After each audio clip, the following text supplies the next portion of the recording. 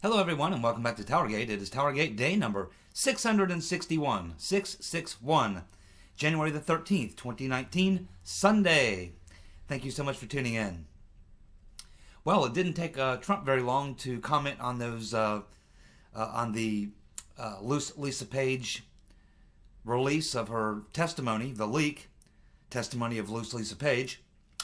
And so I guess many of you have already seen the tweets. It was 4 consecutive tweets. It was sort of one long-running comment he made, which took 4 tweets consecutive. And the last thing he says in the last tweet, and I don't know if this is something we should pay attention to, or if it's just something he said, or if it means anything, but the last 2 words he said at the end of the 4th tweet was, "Just watch. Just watch." So yes, we are watching. We've been watching for a long time. And we've been waiting for a long time for something to happen in way of an investigation of the real crimes and the real perpetrators of those crimes. And we're still waiting. And yes, we are watching everything. So anyway, yeah, he basically tweeted. The 4 tweets consisted of him calling out, as he's done many times, the corrupt FBI and DOJ, and the fact that they tried to, run this investigation on him, which was illegal, no reason for a crime. He fired Comey, so they decided to investigate, even though we learned that they were going to, that they actually had obstruction investigations into him even before he fired Comey, because Lisa Page said there was investigation before and after. So anyway, yeah, so Trump's paying very close attention. He's still very passionate about this particular topic, but we continue to see it just sort of treading water. We don't really seem to be moving in any direction. It's just sort of treading water right where we are. And, of course, many people believe Trump has a plan. It's just a matter of time, his own timing. He's going to launch something or do something. Many people are counting on Huber. Many people counting on Barr. So no one really knows what's going on. It's all, everyone has their own opinions, and that's fine. Everyone should have their own opinions as to, what's going on. I stick to the opinion that nothing's going to happen unless Trump forces the issue, and I believe that it will take public pressure to force Trump to force the issue. And that's kind of how I see it. I could be wrong, but that's just what I see. I don't have any great confidence in William Barr any more than I had confidence in Sessions or Huber or anyone else. It just seems like even Whitaker. I mean, Whitaker, we read the things that he said before he was appointed as acting AG. He comes in and we see nothing.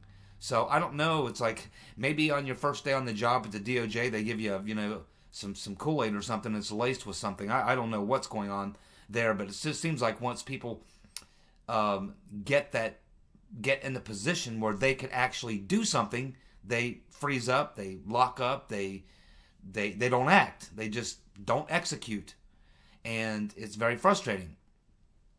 So I mean, what's Whitaker done? He's the acting attorney general, which means he has the powers of the attorney general. Has he appointed a special counsel? No. Has he curtailed Uncle Bob? As far as we know, he hasn't.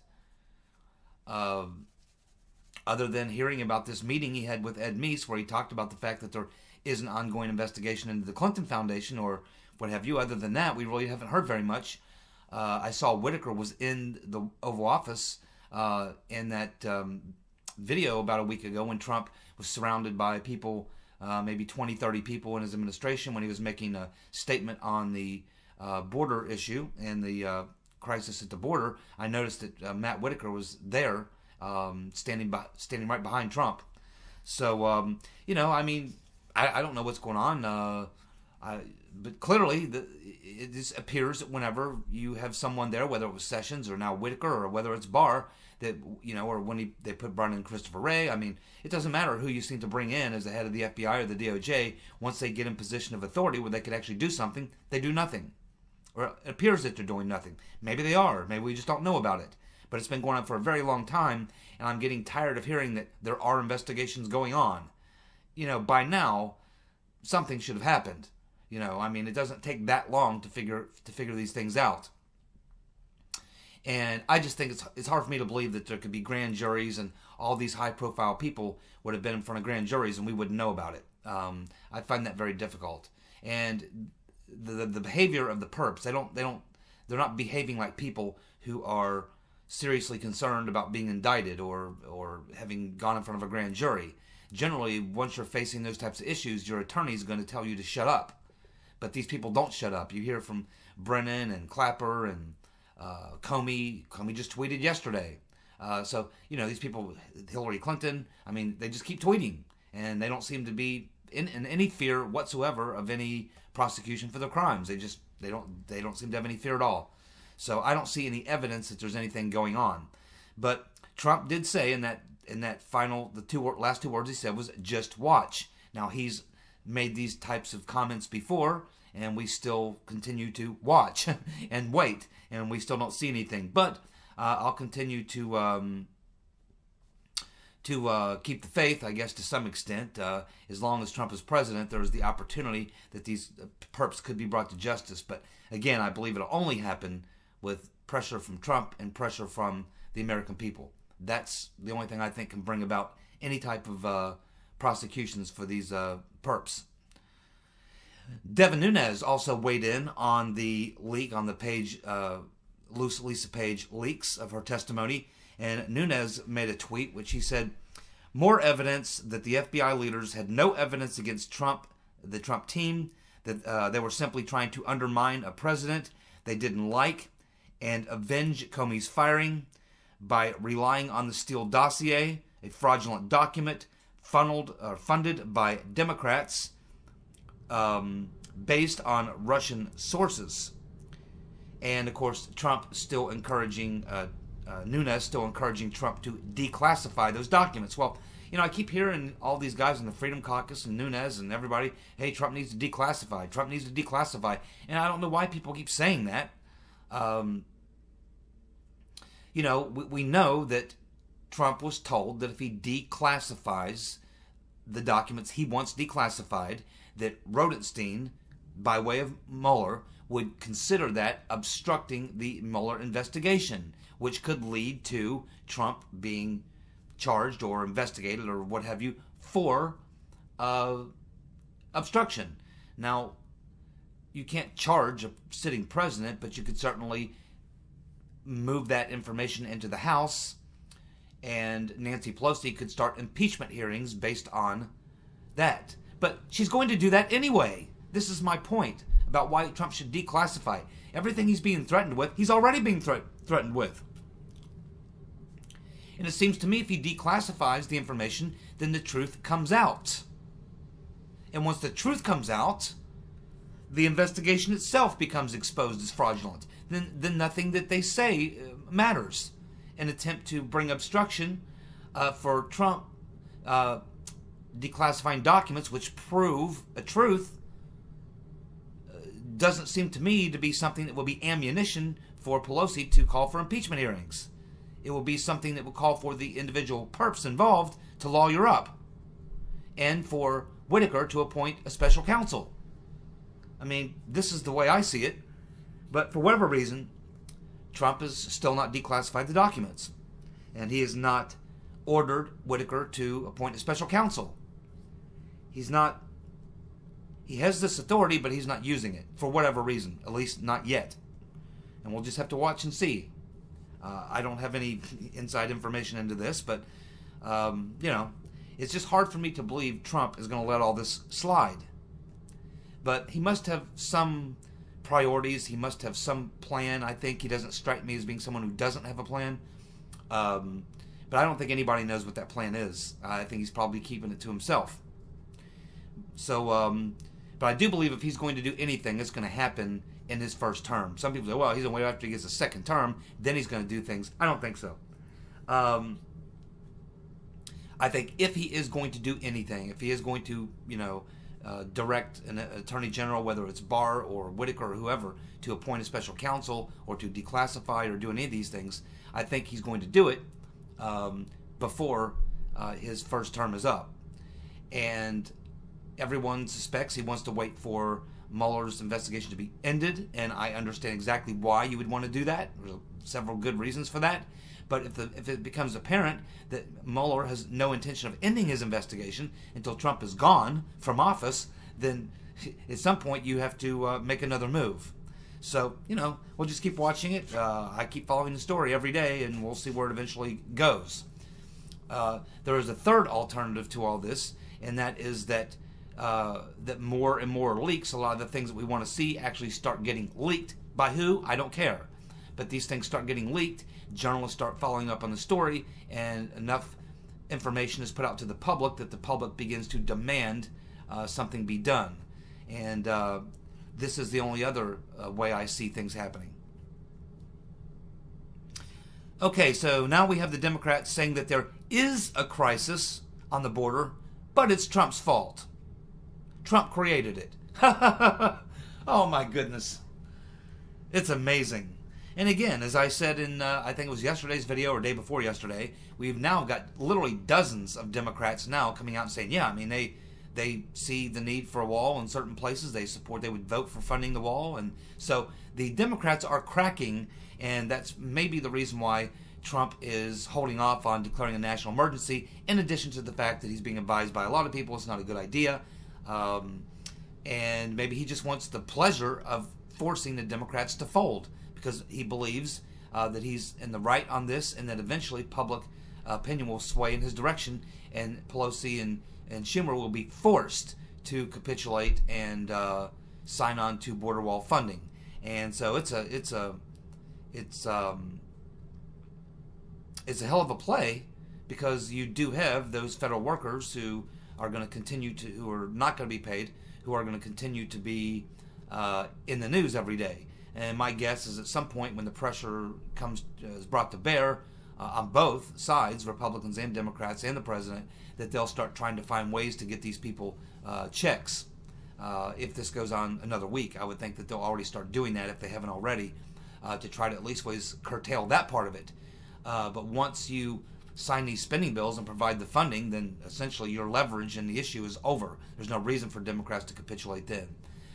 In which case they may get credit. So it's a tricky way to play it. If it were me, I think at this point,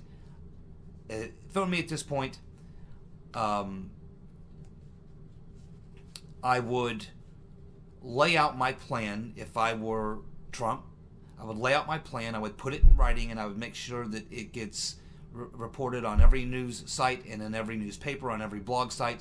The president's plan. Here's what our plan is, our negotiation points with the Democrats. Here's what we want. Here's what we're willing to give up.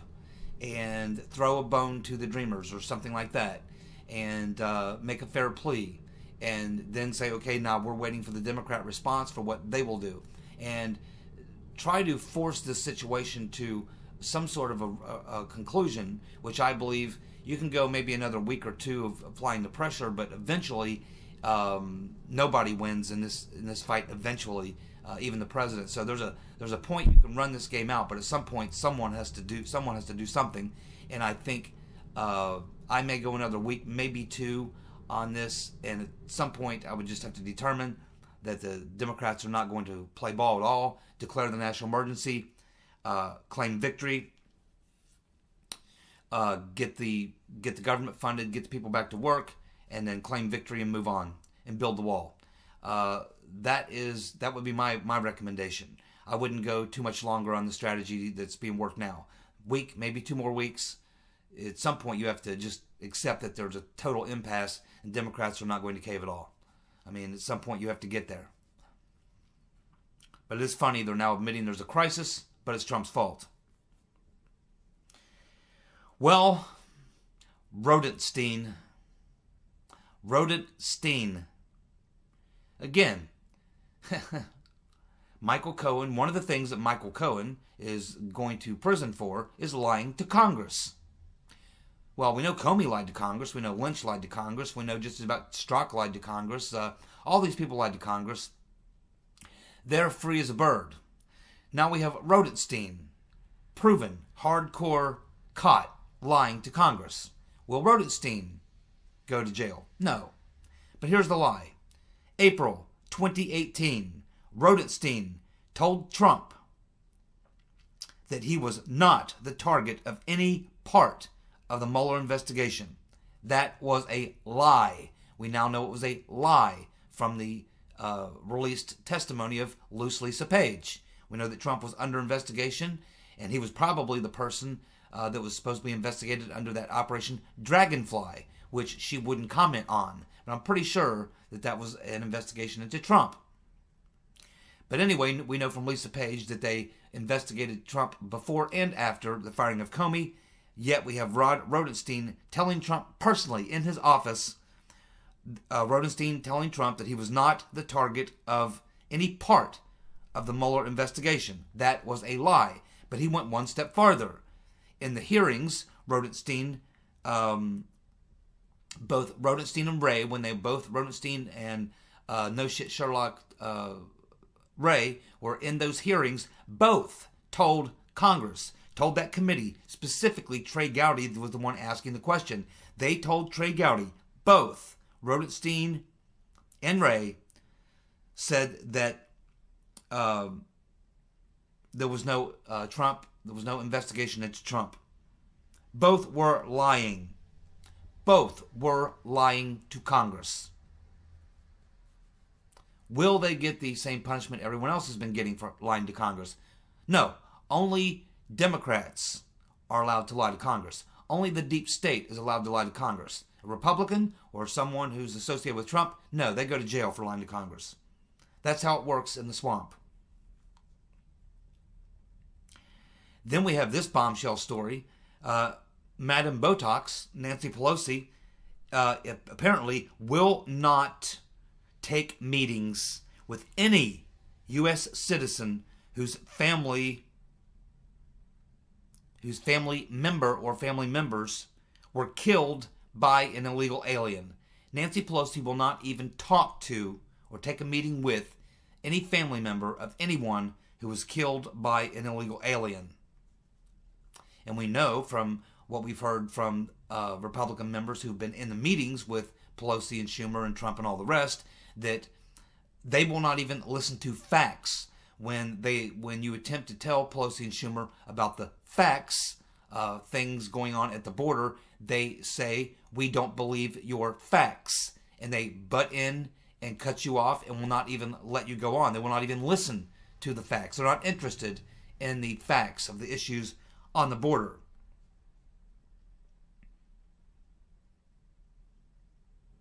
We have another caravan, which you've heard about. It's now forming in Honduras. And it's getting headed this way this coming week. Another caravan. Well, that certainly can't help the Democrats. It's just more evidence that we do have an actual border crisis. And, there's got to be nefarious forces funding this and promoting this. It was true with the last caravan. I'm sure it's true with this one. I'm sure people will be digging into and investigating that. But there you go, another caravan forming. That can only add to the crisis and add to the narrative, which is that there's a real problem. We'll see how the Democrats handle that. I'm pretty sure I know how they're going to handle that, the same way they handled the other caravan and everything else, that these are just poor people looking for a better life. That's how it will be spun, and the evil Trump wants to keep these people in chains. That's the narrative. That's the only narrative. That's all they've got. It's not much, but it's what they've got. And now we hear today that the Freedom Caucus members, Mark Meadows, Jim Jordan, and others, telling Trump not to declare a national emergency.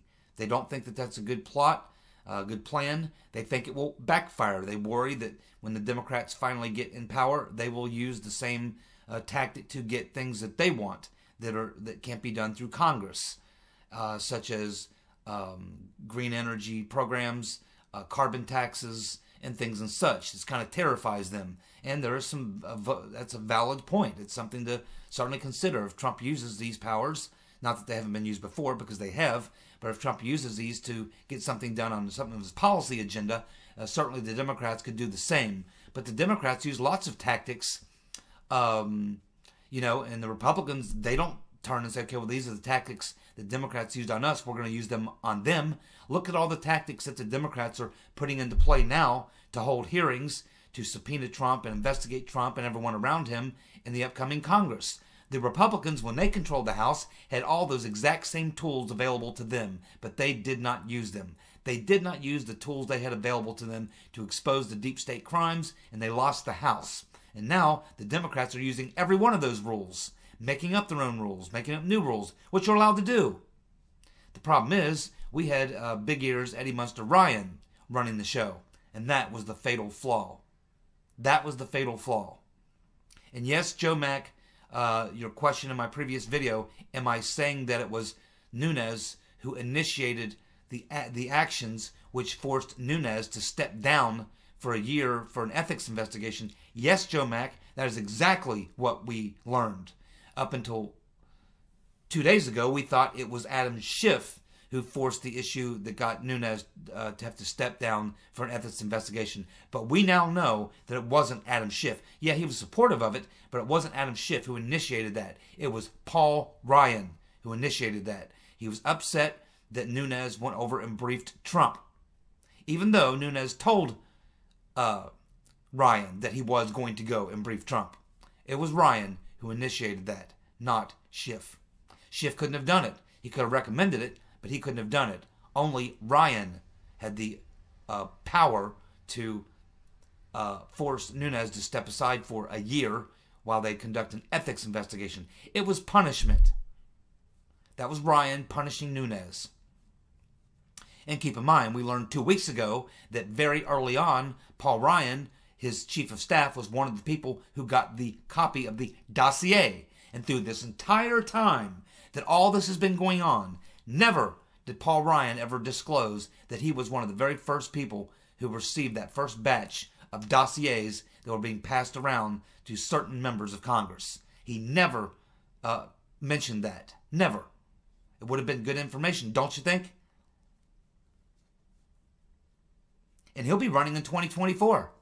Paul Ryan will be running in 2024. I promise you. Judicial Watch is headed back to court regarding the Hillary Clinton email scandal. They want the judge to grant them depositions on Jacob Sullivan, who was the Rotten Reverend's chief of staff, Jonathan Wasser, Bill Priestep, Justin Cooper, who was the guy who set up the server in the Clintons' home, Eric Boswell, who was the head of security for the State Department, who's the one who told the Rotten Reverend Clinton and all of her team people that they could not use those Blackberries outside the U.S., but they did so anyway. And we have video footage and pictures, still photographs, of Clinton and people on her team using those Blackberries in China and in Russia, despite the fact that Mr. Boswell advised them they could not do it. And of course, they want to interview, get a deposition with Heather Samuelson, who was the senior advisor to the Rotten Reverend Clinton, was a fact witness who was allowed to sit in on the 4th of July weekend interview with the FBI, which wasn't recorded. She wasn't under oath, and she had a whole team of lawyers there with her. My guess is they didn't even ask her any questions. They probably sat there and talked and joked and had crumpets and tea. And said, okay, well, we've been here for about 3 hours. This qualifies as a meeting. Okay, see you. There was no investigation into the Rotten Reverend Clinton. None. Never happened. And we know that from Loose Lisa Page. The DOJ made sure that there was no investigation into the Rotten Reverend Clinton.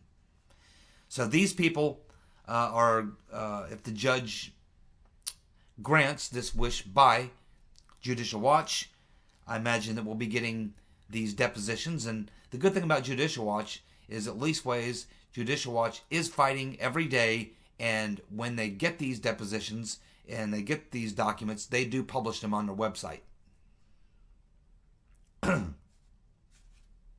Justice Roberts has made a statement regarding Ruth Buzzy Ginsburg. He says that Ginsburg is fine. Ginsburg is fine, but she's going to be working from home for about 2 weeks. but that she will be back. Now, my guess is that she's somewhere. I don't know if she's at home, but she's somewhere. And right now, they're pumping her full of everything they possibly can. They'll never let her die until Trump is gone. They will put her on life support. They will pump her full of intravenously with whatever type of drugs they have to pump into her to keep her heart beating. They can do that. They can keep her heart beating for 1,000 years. She may be brain dead and have no brain waves, but they can keep you alive. They can keep your heart beating for a long, long time until your like kidneys shut down or until some other major organ actually shuts down and kills you. They can keep you alive for a very long time, unless of course you're, something else causes you to die. But for the most part, they can keep you alive for a very long time on those machines, and by pumping shit through your veins. You may be brain dead and have no brain waves, but they can keep your heart beating. I know firsthand that they can do that. I witnessed it firsthand, that they can keep you alive. I don't know for how long, but they certainly can keep a person alive for quite a long time, even though they're technically dead. Keep your heart beating. Hook you up to the machines and just keep that heart beating. That's all they got to do. And you're officially alive. And that's probably what's going on with Ginsburg. So maybe we'll see her back. I don't know. I wouldn't bet any money on that.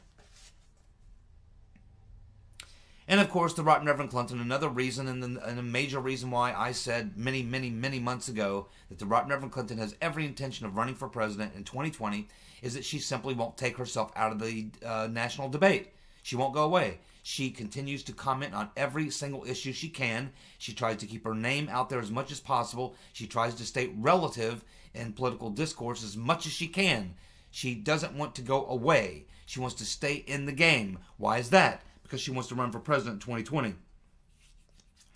So she's back with a tweet regarding the government shutdown, and she's saying that telling people to flood Senator McConnell's office with phone calls to reopen the government. Yes, that's right, to reopen the government. But now, when Slick Willie was going through a government shutdown, she was fully on supporting her husband, on sticking to his guns, not ending the shutdown until they got what they want.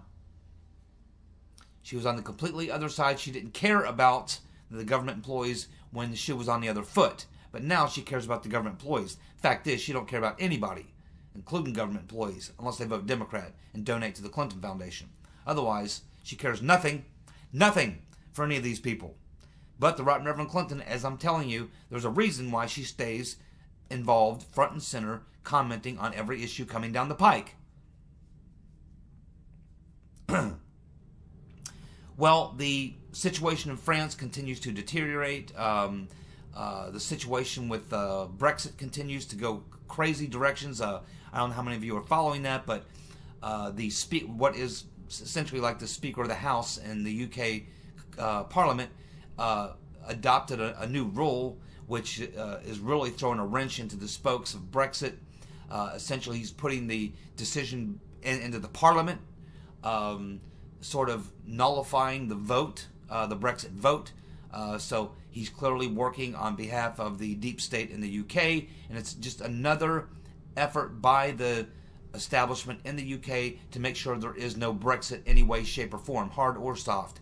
And so this shows you the lengths that they're willing to go to. From the day one, when that Brexit vote happened, and the Brexit vote won, from that very day, they knew that they were never going to implement Brexit. The only thing that they could do was say, okay, we've got to come up with a plan now to somehow make sure that we don't implement what the voters just voted for, and we have to start working on that. And that's what's been going on since day one. And now that they've exhausted every possible thing, they know that Theresa May can't get this deal she's got voted on. So what did they do? They have this person who's essentially the Speaker of the House in the Parliament comes up with a new rule, which is now essentially going to kick the decision back into the Parliament. And pretty much makes the Brexit vote null and void. And of course, as you can imagine, conservatives and many of the people who voted for Brexit, which is 53%, are going crazy over this. And it's the idea that they think that they can run this game and that it's just going to fly, and that these people who voted for Brexit, maybe they think these people will tire, or they will just give up, throw up their hands and say, okay, well, we're never going to get Brexit, and why even try? I don't know. Maybe that's their plan, is they think they can outlast the Brexiteers. I don't know. But certainly, if this tactic works and it nullifies the Brexit vote, which is essentially what it seems to try to do, I think that that's only going to inflame the situation even more. And I would have to think that the political parties that are a part of this are going to pay a heavy, heavy political price in the upcoming elections. And I would have to think that the only benefactor of this decision would be Nigel Farage's former party. Or maybe he's starting a new party. I don't know. But I think that the pro-Brexit parties, or members who support pro-Brexit, are going to be the big winners here. But again, it probably, as we can see, it doesn't matter what the people vote for. The government does what they want, regardless of what the people want. And that's true whether it's here in the UK or anywhere else. It's how the deep state establishment, global criminal cartel works. It's how things work. But getting back to France, as I don't think I reported on this, but some of you probably read about it, about a week ago, the Yellow Vests protested outside of a Rothschild bank. And the reason is because Macron, before becoming prime minister or president of France, worked for a Rothschild bank. He's the Rothschild banker's boy. And so they gathered around a Rothschild bank in France and had a massive protest, the Yellow Vests. So now what they're calling for is they want everyone to withdraw their money from these French banks to create a run on the banks in France, which could create some real problems, not just in France, but in the EU. And, of course, that could spread, across the globe. It could affect us. It could affect everybody. The entire world could be affected by a run on the French banks, which are directly tied to one and the same of the European Central Bank. The European Central Bank already under tremendous pressure. That could create some real problems. So they want to create a bank run. They're telling people to pull their money out of all the banks. So in response to that, we have the French banks, some French banks closing, some French banks coming up with rules that you can only take out so much money. And so they're trying to come up with something to try to combat that. The Yellow Vests, one of the things that they're calling for is something akin to a direct democracy. They want to have voters be able to have a direct voice in voting on policies. That would be similar to a direct democracy, where you don't really have representatives, like members of Congress or Parliament. All votes are put to the public, and the public votes on them. That would be like a direct democracy. This is something that many of the Yellow Vests are calling for. That's a very dangerous thing, in my opinion. But it's certainly an option. And generally, it's something you can see in a very small type of republic, a small republic with a small population or small country or something. But on a country the size of France, a direct democracy idea is a little tricky. Macron is not really saying much these days. He's sending out his minister to do most of the talking, who is now calling for a national debate. He wants the protest to stop, and he wants a national debate. He's also saying that you're not allowed to wear masks anymore in the protest. No more Guy Fawkes masks in the protest. Also, they're going to start arresting the leaders of the protest, because they say that you have to apply for a permit 72 hours before you have a protest, and if you're the leader of a protest and you don't get a permit, you're going to be arrested. They're also saying that they're going to start arresting these people and forcing them to pay for the damages that they've caused. And I think the fine for the leaders is $8,500. It's clear that Macron has lost control of the situation. He no longer is in control of the situation. And you have to ask yourself, what happens if the protesters succeed? Who would take over? What worries me is if you look at some of these Yellow Vest protesters, many of them have sickle and hammers drawn onto their Yellow Vests. So what does happen, and who does take over when Macron is finally forced out? Which is coming? I'll let you suck on that one for a while. Alrighty? See you guys. Bye.